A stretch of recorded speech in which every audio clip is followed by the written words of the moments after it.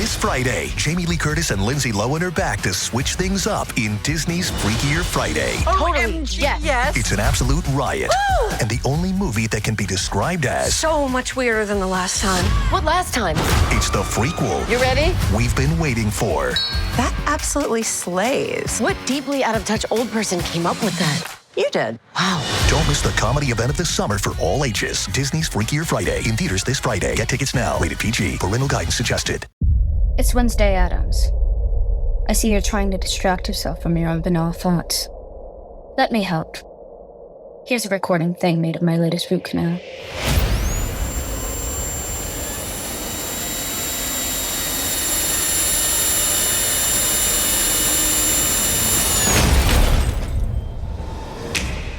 Wednesday, Season 2, begins August 6th, only on Netflix. It's back to school season, and Clorox is donating 2 million disinfecting wipes to classrooms across America. Because back to school means things can get a little bit messy. Just ask kindergarten teacher Miss Gibson. Give me just one Clorox wipe and I'm ready for glitter glue, exploded lunchbox yogurt, peanut butter handprints, runny noses, picking noses, rubbing noses. Touching noses. Thank you, Edward. Ooh, nap mats and lockers and tissue boxes. And Clorox scissors. disinfecting wipes. Teacher's #1 wipe. Clean feels good. Based on unit sales data. Pie in the Sky Media. This series contains adult language and descriptions of graphic violence throughout. Listener discretion is advised. Welcome back to the Murder Chronicles. I'm your host, Carolyn Osorio. You have nothing left to lose. And he said, and that's the scariest type of person, is a mother that has nothing left to lose. You're a threat and they're going to kill you. You're listening to episode 54, Mystery on Jurgens Road. 19-year-old Jason Fox was having a rough go of it. He'd recently been kicked out of a friend's place, where he'd been staying in his hometown of Newport, Washington. But he could always count on his Aunt Jennifer. She lived nearby, and though they'd had issues in the past, he asked her if he could come stay with her. She said yes, temporarily. The night of September 14th, 2020, it was chilly outside, and it was around 11:30 that night when Jason quietly knocked on his aunt's bedroom door. She was almost asleep, but her boyfriend, Angel, was still awake as Jason popped his head in. He told them that he was leaving the house for a bit, that he was going to give his friend Claude, or CL as he was called, a ride. Jason left the house that night, not mentioning that he was going out for more than just giving CL a ride. CL had invited him to hang out too.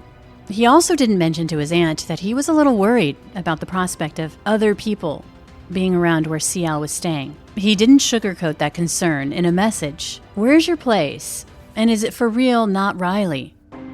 He was speaking about a former friend that he'd had a falling out with, who he was terrified of. He continued, like, I for real want to kick it, I just ain't down for drama. We'll get to the history with Riley in a bit, but for now, CL was able to assuage Jason's fears by responding, Bro, that's why I'm where I'm at, because I don't like that shit around me. A short time later, Jason would message CL back, saying, You ready for me to head out? There were several calls from CL to Jason after that, and Jennifer, still halfway asleep, would remember hearing the car door slam outside the house. She believed it was Jason, and he was heading out for the night. But not long after, at 12:06 in the morning, it was now September 15th, Jason would send one final message to Angel, Jennifer's boyfriend. He said, quote, 22 Jurgens Road, just in case anything happens to me. Why did he feel the need to send that cryptic text? And if he was scared, why did he still go? Those questions would remain unanswered in those early morning hours as Jennifer and Angel went to sleep. But the next day, when Jennifer woke up and found that Jason wasn't home, his silver Ford Fiesta wasn't parked outside the house. She wasn't really concerned. I mean, he was an adult and also known for being gone for days at a time, so it wasn't unusual that he wasn't there. But as the day wore on and Jason wasn't responding to her messages, a worry started to rise in the back of her mind. It just wasn't like Jason to not respond to messages. He was always hooked to his phone. The concern deepened when Angel shared the message from Jason, the one that he'd sent just after midnight, saying, 22 Jurgens Road, just in case anything happens to me. If he was just giving a friend a ride, why would he write that? Jennifer would reach out to Jason's parents, Pepper and Michael, who had long been divorced. Neither of them had heard from their son. Honestly, my first thought was that he probably was just squabbling with Jennifer again. I mean, he goes dark for a day or two. I mean, he's done that before. But every time I call him and leave a message or send a text, get in touch with me, he always got right back in touch with us. Yeah, this time it didn't. So initially that night, I wasn't real concerned about it. And even through part of the next day, we weren't real worried, Michael would ask Jennifer to file a missing persons report, which she did on September 16th, and a Newport police officer was assigned to the case right away, and he drove out to Jennifer's place. She told the officer about the cryptic message, how even though it wasn't unusual for him to be out of touch for days, this felt different because his phone had been shut off for 2 days, and no one had talked to him or seen his silver Ford Fiesta. Jennifer would explain to the officer, who actually knew Jason, that she'd recently helped him through a home detox. Jason had struggled with drug addiction and was desperately trying to get clean. He wanted to get his life back on track. But in the days following his return to staying at her place, she started seeing the signs that, despite his best efforts, he seemed to be slipping back into addiction. Life in Newport wasn't easy for Jason. It never had been. Newport is a city with small-town vibes. With a population of just over 2,200 people, the city is located on the Washington-Idaho border just west of the Pend Oreille River. It's less than an hour from Spokane, which is the biggest city in the area. Newport is well known as a tourist town. Travelers are attracted to the scenic landscape, mountains, pristine rivers, and a wilderness rich with wildlife. Jason's parents, Michael and Pepper, would get divorced. When he was 4, his brother was 5, and his sister was 6. The divorce had been hard on everybody. Michael would stay in Newport with the kids, while Pepper moved 5 hours away to Seattle. Throughout Jason's childhood, he went long periods of time without seeing his mother. Michael would remarry a woman named Susan, who would help raise the children. But the fallout between Pepper and Michael had left its mark. A rift that would deepen over time. So did the hurt feelings. However, one thing Pepper and Michael both agreed on was how very conservative Newport was. According to them, it was not an easy place for a teen to come out as LGBTQ. Before Jason's senior year in high school, he would move to Seattle to live with his mom, Pepper. He wanted to get out of Newport.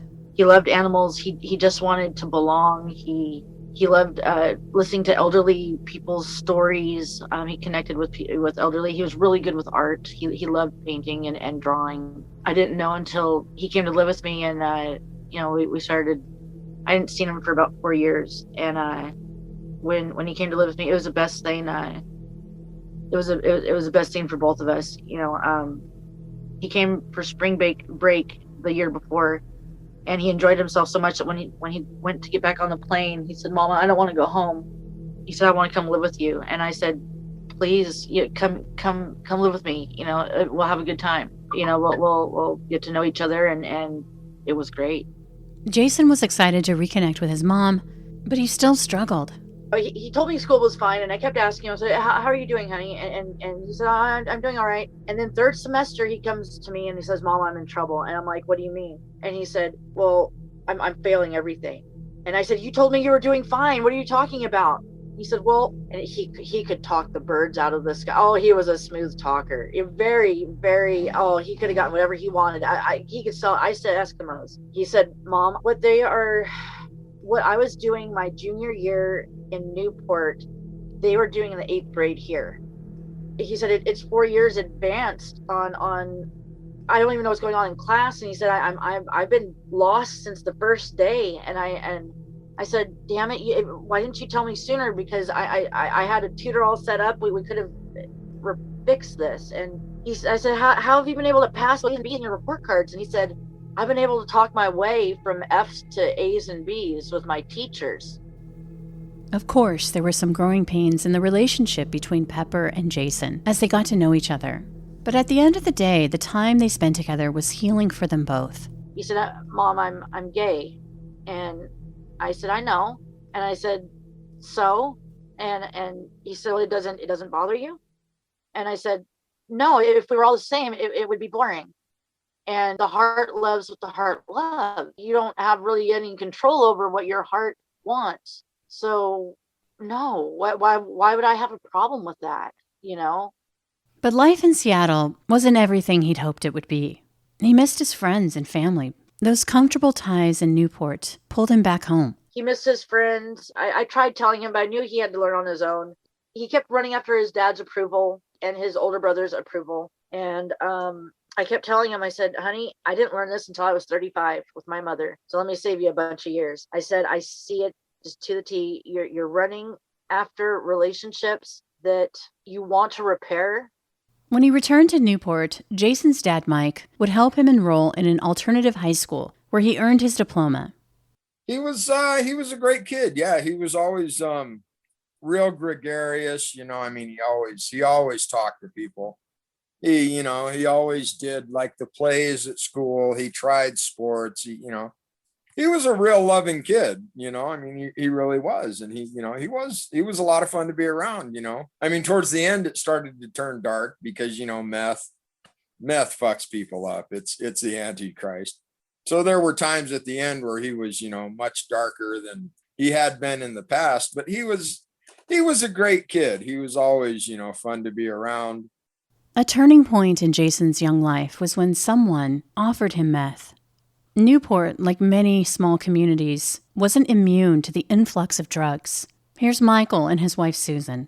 Newport, here recently, it's become kind of a darker place. I mean, we've got, a couple of, missing people and, some stuff like that. But there has always been a huge meth problem. I mean, always. In the same since houses I've been when here. I was a kid and I grew up here. It's always been the same places and they're still running them. It's like, don't know why. Everybody knows, but nothing has ever been done. When Michael found out that his son was using meth, he was beyond upset. He had a zero-tolerance policy in his home when it came to drugs. Jason made the choice to leave home, and he started doing some couch surfing with friends. In between, he worked odd jobs and as a waiter. And it was around this time that he started hanging out with a new set of friends who were a little bit older than he was. These included Matt Raditz Freeman, Riley Hillstad, Claude Merritt, or CL as he was called, and Kevin Belding. You'll want to remember these names. From around May to July 2020, Jason would stay at Matt and his girlfriend's place. CL would often stay there too, but that summer they had a falling out, and Jason was asked to leave. In early September, Matt and his girlfriend with their children would move to the Timber River Ranch, the property at 22 Yergens Road. By then, Riley, CL, and Kevin lived there too. The day after Jason was reported missing, on September 17th, the officer who had taken the missing persons report and a deputy from the Pend Oreille County Sheriff's Office would drive out to 22 Yergens Road, which was about 14 minutes from where Jason had been living with his aunt. That area was under the jurisdiction of the sheriff's office. At what point did you start to feel like I'm worried? When he didn't call to tell his dad he loved him before surgery. Yeah, that was one thing. We knew something was real wrong when Jason didn't show up for a surgery that I was having. He was real concerned about. But the next day, probably late morning, early afternoon, Robert got in touch with me and said, hey, Mom's been sending me all these texts, that Jason's dead and, it's all over town, this kind of thing. And that's when I said, well, fuck this. And we called the police and said, what the fuck is going on? You're going to meet with us and I want to know. And it was at that point, they finally went and checked the address. Up until that point, they hadn't. So they waited 24 hours before they even bothered to check on my kid. Officers went down the private road of 22 Jurgens Road toward the Timber River Ranch, which was a beautiful oasis. The owners operated a wedding venue for people interested in barn and farm weddings. It was gorgeous. 54 acres of beautiful woodlands with a backdrop of 1,500 feet of Pend Oreille riverfront. The property boasted 3 separate living quarters, a 5-bedroom, 3.5-bath farmhouse. There was a huge shop that had 2 bedrooms and 3 bathrooms. There was a 1-bedroom guest cabin and several other outbuildings, along with a private boat dock.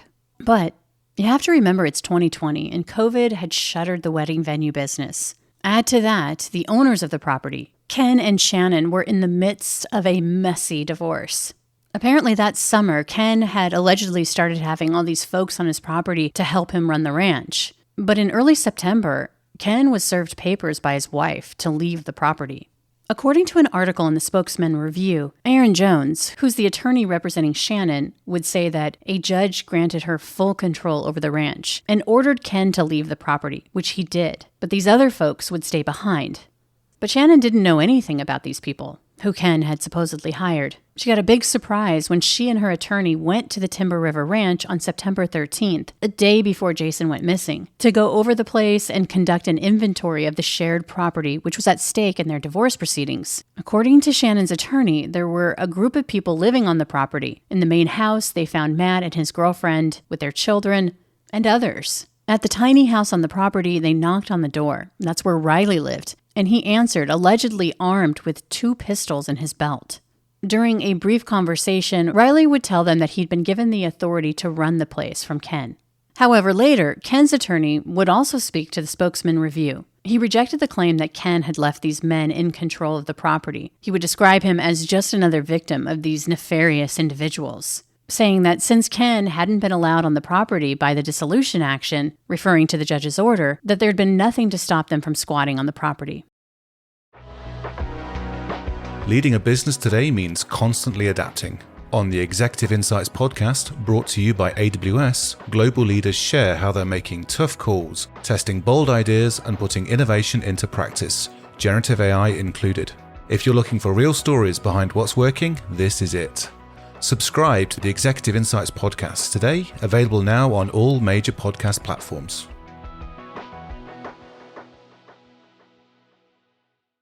You ever try fixing your car and realize you're missing that one part? Yeah, been there. That's why eBay's my go-to. They've got millions of parts, guaranteed to fit.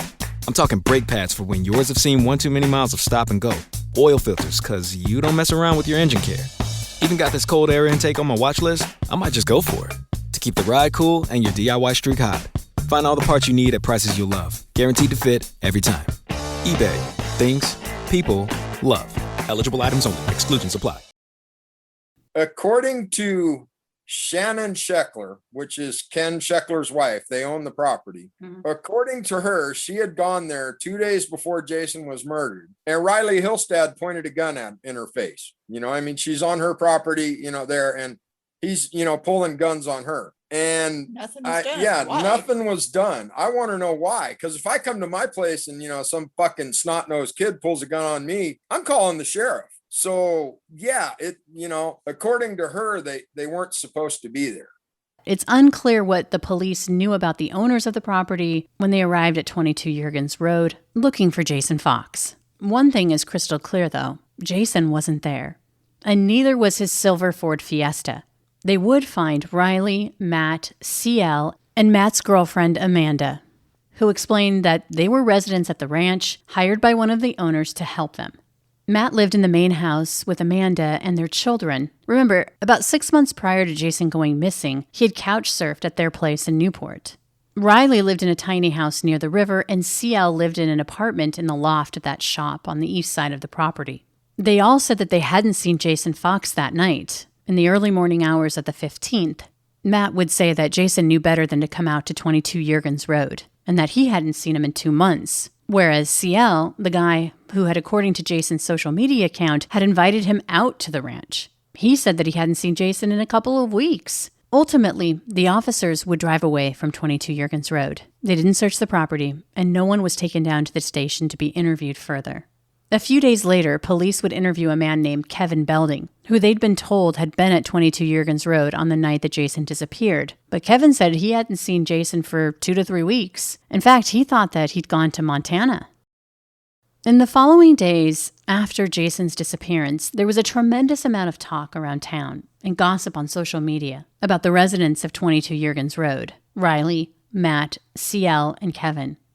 There were rumors that someone else had tried to lure Jason out to 22 Jurgens Road before CL's invitation the night of the 14th. Apparently, Jason had been trying to buy drugs from a woman who was really good friends with Riley. Jason would offer up his Apple Watch as collateral. Here's Jason's mom, Pepper. And he said, well, yeah. He said, well, for some reason, my debit card's gone missing. I've got my Apple Watch on me right now. I just wanted 20, and when my card comes in tomorrow, I'll bring you your $20 and I want my watch back. And she said, okay, that's fine. Good. I can do that. So, they made the exchange, and she had not given him drugs. She had given him salt. It didn't take long for Jason to realize that he'd been given salt instead of meth.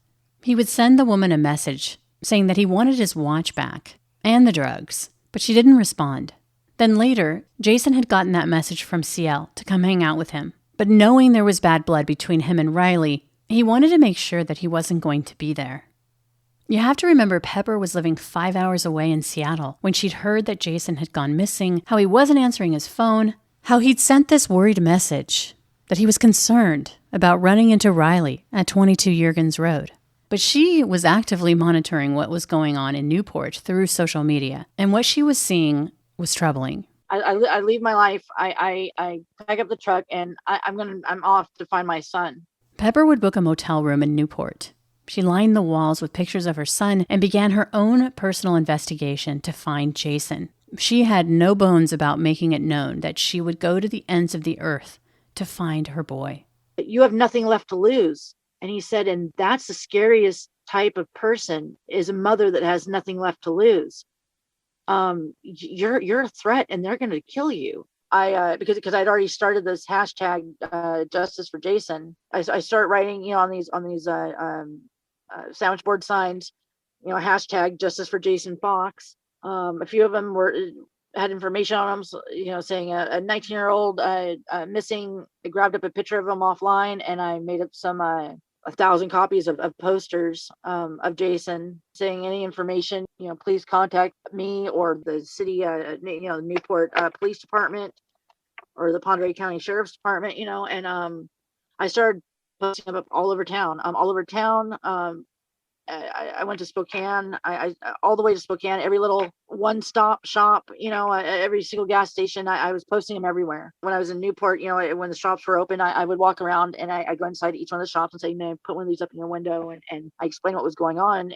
Pepper says from the moment she checked into that motel, she felt that her life was in danger because she was making waves, looking under every rock in the city, recording videos she'd post on social media as a way of putting people on notice. And this whole time that I've been in Newport, I've been threatened, beat down, scolded, told to shut up, told to sit down. I've had my posters ripped down. I have people tell me, well, it's just one less gay person to worry about. It's just a waste of space. It's like, no, you understand that waste of space that you think is a waste of space, or you think it's trash. That's my baby, and he's it doesn't matter who he loves.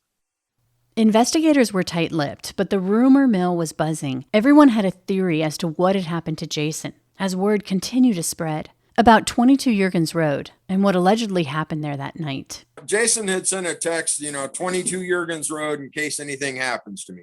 Because he knew. I can look back at stuff that I've seen in his phone. He knew these fuckers were plotting something. Some previous texts, he was uneasy. He knew they were plotting something. So then why would he go out there? Why do you think he went? Why did he go? Because I don't know. He was a dumb kid. He wanted to be with his friends. He thought Riley wasn't there. He thought Matt was his friend. Because he lived at my house, I'd say probably 3 weeks before he passed away. So he lived at my house for about a week, and he went outside, had a phone call for a couple hours. I don't know who it was with. I'm pretty sure it was with Jen because I walked out and heard a woman and didn't sound like Susan. And then the next thing I know is 2 days later, he comes up to me and he says, dude, I feel like I'm impeding on your house. And I said, you're really not. You're welcome to stay here. And he ended up going back. So he wanted to fit in. He wanted to hang out with friends. He was a very social person. On September 21st, the Newport police got the report back on the emergency ping they'd conducted on Jason's phone. The last time his phone was on was at 12:18 a.m. near 22 Jurgens Road. Investigators would go speak to the residents at 22 Jurgens Road, and this time they would say that Jason had been there that night, and he'd left the property alive, driving away in his silver Ford Fiesta. None of them would explain why they had lied the first time they'd come looking for Jason. On September 22nd, the Pend Oreille County Sheriff's Office would get a call. Jason's car had been found wedged between trees just south of Libby, Montana, which is about a 2.5-hour drive from Newport. On October 2nd, the Pend Oreille Sheriff's Office got a warrant to search 22 Jurgens Road. They would bring cadaver dogs with them. They weren't on the property long before they found a prescription bottle with Jason's name on it. They also recovered a pair of black Oakley sunglasses that were broken with missing lenses, the kind that Jason was known to wear. Cadaver dogs alerted on a boat parked on the property. Underneath it there was fresh gravel, which reeked of diesel fuel, and there were very specific-looking tire tracks leading away from the site. They towed the boat away, then directed a backhoe to that spot. The operator would begin digging, first scooping out the gravel, then the dirt. But it wasn't long before a deputy was waving at the driver to stop. They saw what appeared to be a human elbow. From there, they carefully lifted Jason from the shallow grave. It was obvious that he'd been beaten. His wrists were tied behind his back. Here's Michael, Jason's father, and stepmother Susan, and Robbie, his brother. We knew where Jason was immediately. We knew in our heart of hearts, he was gone, and that's where he was. We knew it. We heard the same names over and over again. There was a lot of outlandish stories associated with it, but everyone knew where they were going to find my son. It took them 3 weeks to get out there, with the dog and find his body, which was by then so badly decomposed, we couldn't even view him. We could have pushed it, but, we've known the funeral director for years. He said, guys, you really don't want this to be your last, memory of him. He actually told me it's so the we worst did that. thing he's ever seen. Yeah. He said it worst thing he's ever seen. So, 3 weeks to get our son back when we told them where he was from day one. And then they call us into the sheriff's office, tell us we think we found your son. I said, what the fuck does that mean? You think you found my son? They said, well, no, it's him kind of thing. But they actually made us wait. They found him Sunday. They made us wait until October Wednesday to even tell anyone that he was dead. These fuckers wanted us walking around town pretending like everything is normal. We don't know our son was found in a shallow grave and is lying on an autopsy table at the moment. So how are you going to tell a family is my question, the Newport Police Department? It's the worst thing I've ever heard because I get the phone call. I'm watching a football game. I get told to go downstairs. I go downstairs and they say, hey, they found your brother. But you can't tell anybody. So I can't fucking talk to anybody for, three full days until they want to release it. How do you do that to a family? How do you do that to anybody? That's just absolutely ridiculous and BS and just nothing like I've ever seen. Who told you that you couldn't tell anybody? Isn't it your right to do that? Why can't you tell anybody? Sheriff Blakesley and Mark Duxbury told us not to tell anybody. Why? I don't know. That's a good question. Well, did you ask? Did you say, hey, this is my son, I can do what I want? Or, if you seem like the type of people that would say that. But when you're hit with the fact that your son is dead. Yeah, it was very, it killed me. I broke. Jason's cause of death was blunt force trauma to the head, and he'd been horribly beaten. Yeah, Riley wasn't supposed to be there. Matt and Riley set him up. Matt lied to him, CL, all those people. They knew what was going to happen, so they set him up in that aspect. But, I think a lot of it was he just probably thought he was going to go get high and hang out with his buddies. Why would they set him up? I just don't get that. Is that the $1 million question? It goes back to, I think they had taken advantage of him. They, Riley's girlfriend had sold him bath salts, and, she had an Apple Watch of his. And, they had taken advantage and ripped him off. And, he's not the type of kid that when he gets ripped off, he was pissed. He was pissed about his Apple Watch. I mean, if you go back and look at the messages, he says, I have my money. I want the actual fucking dope, and I want my Apple Watch back. And that's how that conversation went. And they said, well, I'm at this address. So then the next thing he texted Matt, said, is Riley there? I don't want any drama. And they said, no, he's not there. Come through. And that's, pretty much where it is. It's not word for word on the text. I'm not exactly right on that, but I'm right about the Apple Watch, about how he said that, because I remember that text. Yeah, absolutely. After the recovery of Jason's body at 22 Jurgens Road, it was a shock to the family when no arrests were made.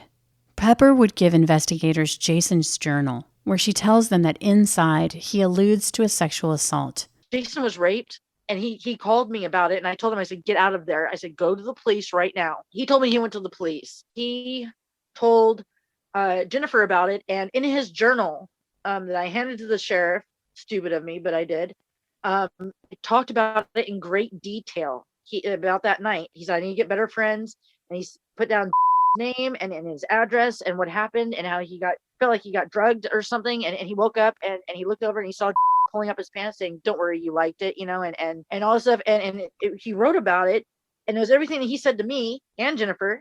And the sheriff does not want to press charges on the rapist because there's not enough proof, he said. Hello, Nigel here. I couldn't help noticing that you're still awake. Now, I'm an owl. I'm supposed to be up at night, but you need your sleep. So if it's your allergy symptoms that are keeping you up, here's a word to the wise. Try Zysol. You see, Zysol works fast to relieve sneezing, runny nose, itchy watery eyes, and itchy nose and throat. And it keeps going strong for 24 hours, so you can get your sleep and wake up refreshed and ready for a productive day ahead. Be wise, all. Take Zysol at night. Use as directed. Starts working in 45 minutes.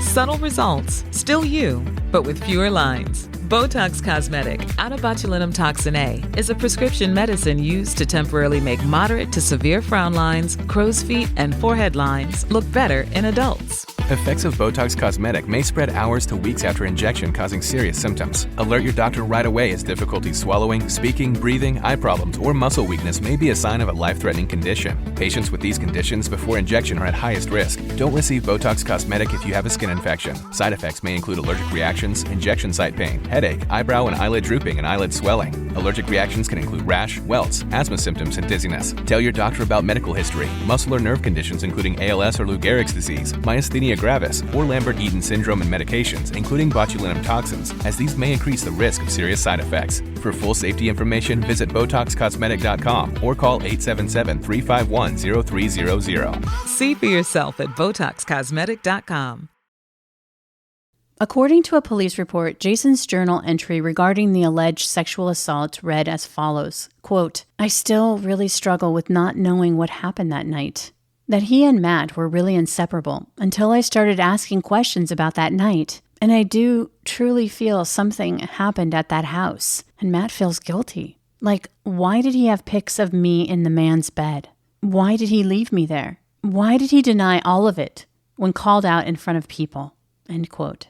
In the journal, Jason would also write about sobriety and how much he hated drugs. He would lament the stupid and arrogant things that he would say to the people that he loved. He writes that he hopes and prays that he can get in order before it's too late.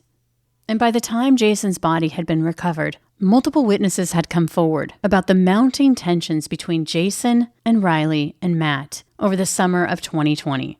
According to the Spokesman Review, in June, Jason would report to deputies that Matt had swung a pipe at his car during an argument. In late July, Jason would tell police that Riley and Matt had smashed his car windshield after he had taken a license plate off of Riley's car. Here, Pepper explains the relationship. This group of four were all friends. Jason was friends with three of them.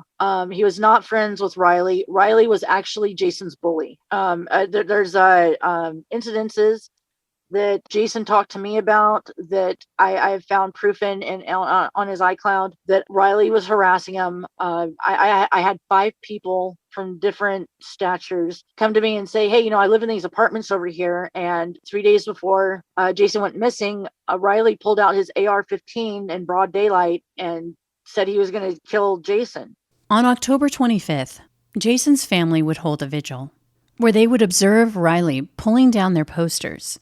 Seen taking down the posters. That that's pretty ballsy, considering, like, I mean, you would think he would want to keep a low profile. Oh, he got away with it. It gets even worse. Yeah, they thought they got away with it. They were walking into Safeway, buying bread and shit like everything's normal, shopping with, the decent folk, and that sent me over the edge because, everyone knew that these guys had killed him. Everyone in town knew, Well, when you say everyone knew, can you how can you describe that from your perspective? How did you know that? I think I know in small town, like you're at the hardware store and somebody comes up to you and it's like, hey, I'm so sorry for your loss. And I heard this. Is that what it was like?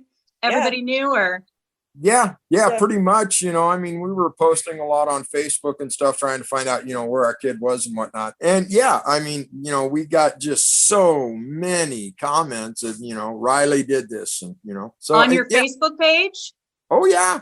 And this was before he was even found. We were getting, people private messaging us and saying all this stuff. I got texts 2 weeks after he went missing saying, these are the guys. And I send it to the Newport City Police and get no response or nothing. That's why we went crazy and why we're in the media, why we did the vigil, why we did everything. It was also for the community and us to try and heal a little bit. But the main majority of it is try to put these guys in jail. And on that protest, when I actually got to walk up to Riley after that whole cop thing, and I said, I can't wait till you're in jail. And he said, I didn't kill your brother. And then smiled at me like everything was fucking perfectly fine.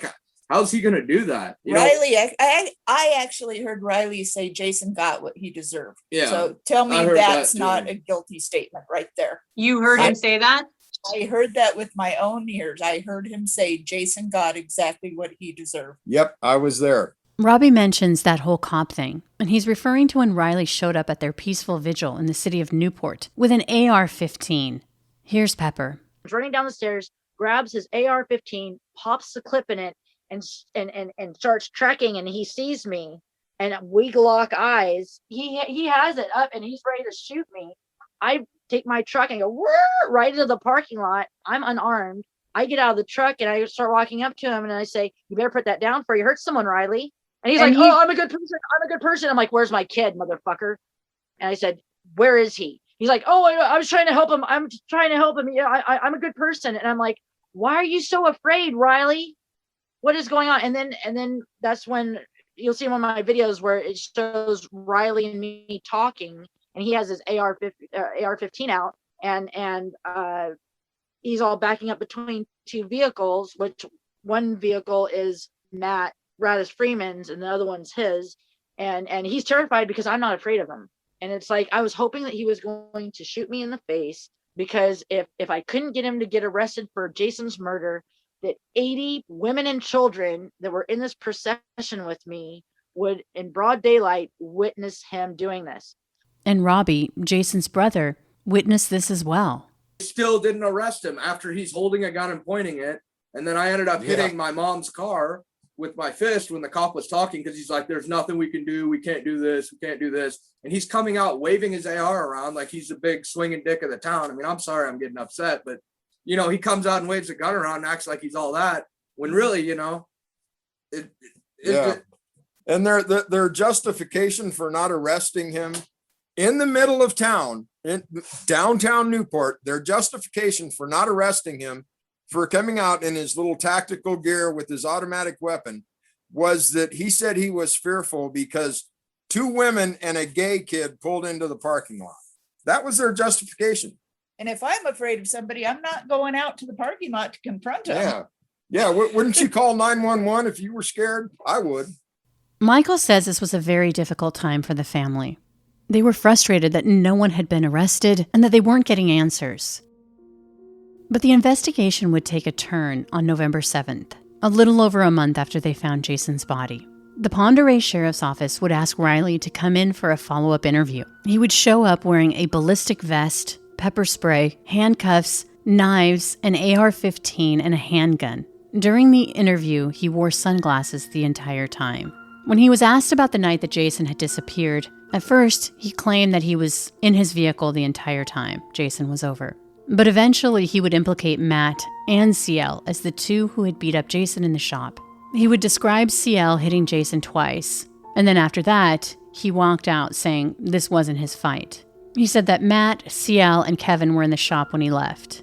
Riley claimed that he was out fixing a broken sewer pipe that was near the shop, but at some point he admitted to driving a skid steer, which is an excavator on the property. Remember those tracks leading away from the boats where Jason's body had been found? Riley claimed he was working on a broken sewer pipe by the shop, but denied moving Jason's body. He would admit to transporting Jason's car to Montana with Matt.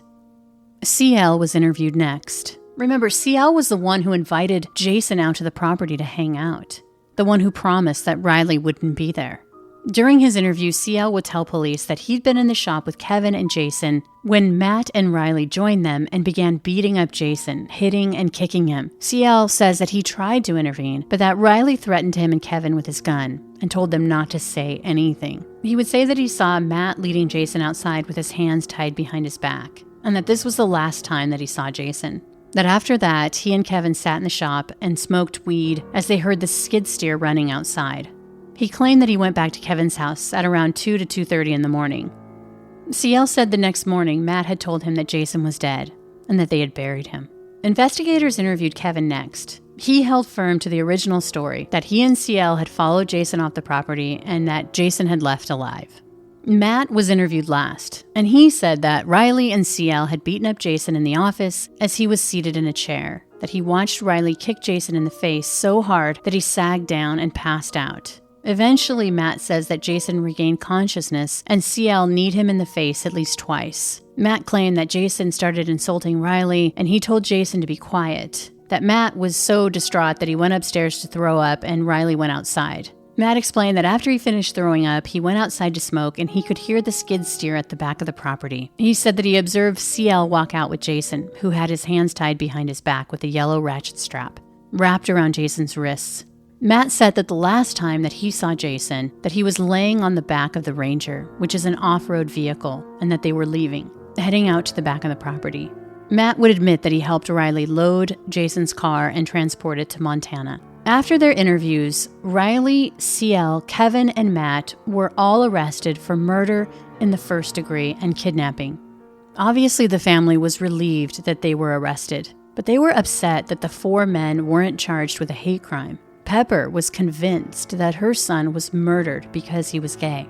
According to a report in the Inlander, the Pend Oreille sheriff would say that they had investigated Jason's journal, but that, quote, it does not provide a level of detail that would indicate Jason was sexually assaulted.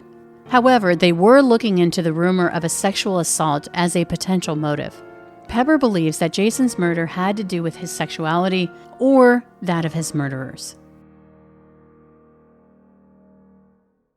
The Pend Oreille County Sheriff would also say that drug use was prevalent among Jason and those suspected in his murder, but that they don't definitively say whether drugs somehow led to his killing. For Jason's 20th birthday, Pepper would organize the first Pride event in Newport on April 3rd, 2021. And Robbie, Jason's brother, shared that even though he and Jason had gone through a rocky phase when they were younger, that they had overcome those growing pains together. When I was young, I didn't understand the gay thing, and I found some stuff on his tablet. So for a couple years, we were kind of shaky until, my dad kind of explained it to me and helped me understand a little bit, I guess, about what it is. And, so I started understanding but never told me about anything in Newport or anything like that. I think he was trying to keep it down low because I knew he was using and stuff like that. So I think he just, trying to keep it private with himself. You'd made up with that. It was right. I mean, you feel good about that. This last 2 years was the best relationship we've ever had. We were just like we were when we were kids, antagonizing Dad and Susan. We were inseparable, more or less, calling all the time, texting, sending each other stupid stuff, FaceTiming it, 2 a.m. type thing on a Saturday, just to bullshit. You know, it was a good relationship at the end. And, you know, that's something I get to live with. But, you know, the last day he died, he said, "Hey, I'll be up at your house in a couple days." I said, "Okay, perfect." And he wanted to come up to my house that day, but I said, "Hey, you can't. I got to go buy a truck." And, you know, I bought my truck the day he was murdered.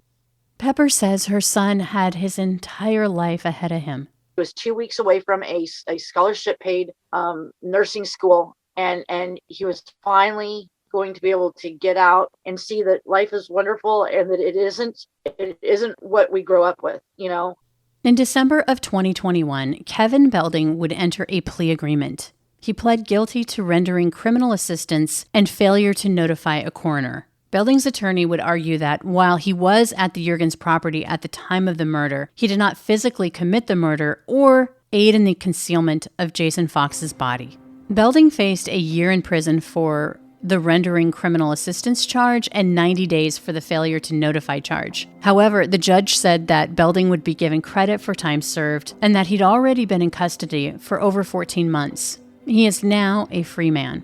In February 2022, Claude Merritt, or CL as he was called, would be sentenced to 28 years in prison for the first-degree murder of Jason Fox and other charges related to the killing. CL would receive the high end of the sentencing range for Jason's murder and kidnapping charges, which is exactly what the family of Jason had asked for in their victim impact statements. Claude Merritt would speak for the first time in court to the judge before his sentence was handed down.